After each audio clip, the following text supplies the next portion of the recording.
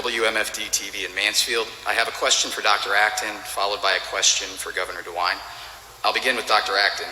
Dr. Acton, yesterday you said in some countries they're looking at certificates to say that you are immune and therefore kind of able to go about your business. And I think that would be a dream thing if we can get something like that.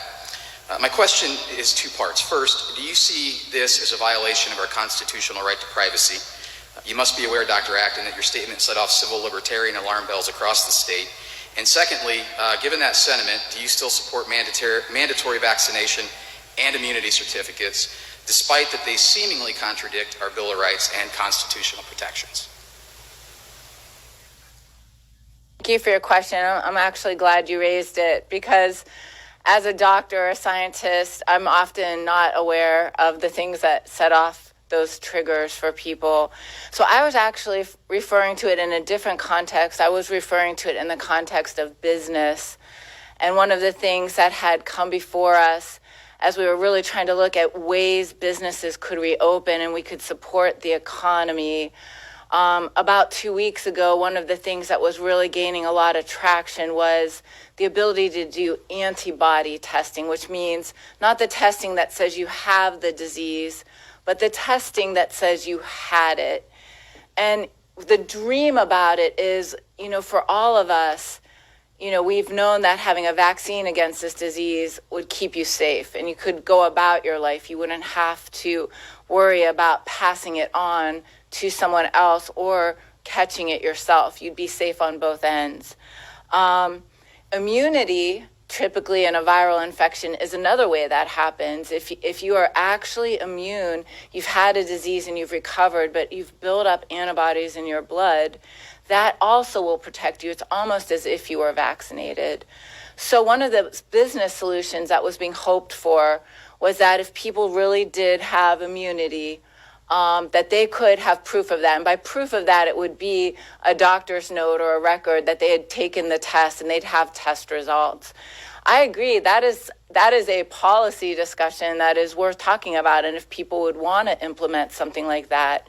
But my focus in the discussion was more on the wish, I think, that the dream that all of us have. Many of us have had this disease, and possibly asymptomatically, but we have no way of knowing we ever had it. And that would be really useful information I think we all would like to have. But that's in our relationship with our doctor, not in the relationship with the government. Let me answer it a little bit as well from a policy point of view. This virus is going to be among us. And so what we're really looking to try to do with medical science is to give people, the individual, because all these are individual choices, the individual as much information as possible about their particular health situation. So no one would be compelled to do this, but it might give them some information that would allow them to make their own judgment about what they do. Let's give an example. Let's say there's a 70-year-old woman, man, they have a job that they love. They don't want to stop working. They may have some medical challenge. So they, in the new world that they're going to be living in for the next probably a year or so, they're going to make an individual choice. And their choice is going to be, do I go back to work?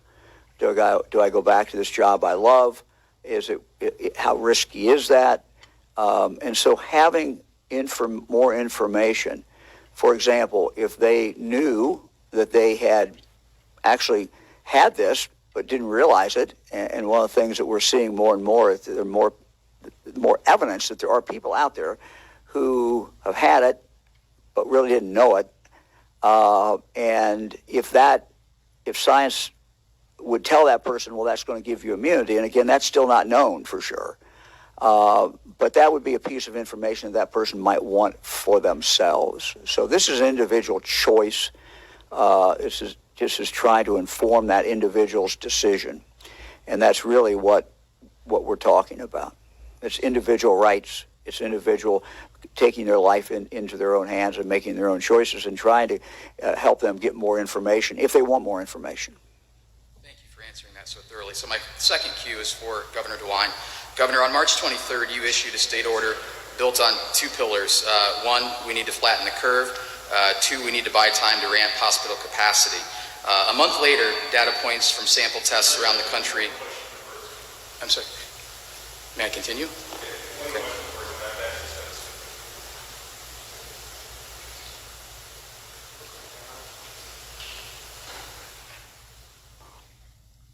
Hi, it's Andrew Welsh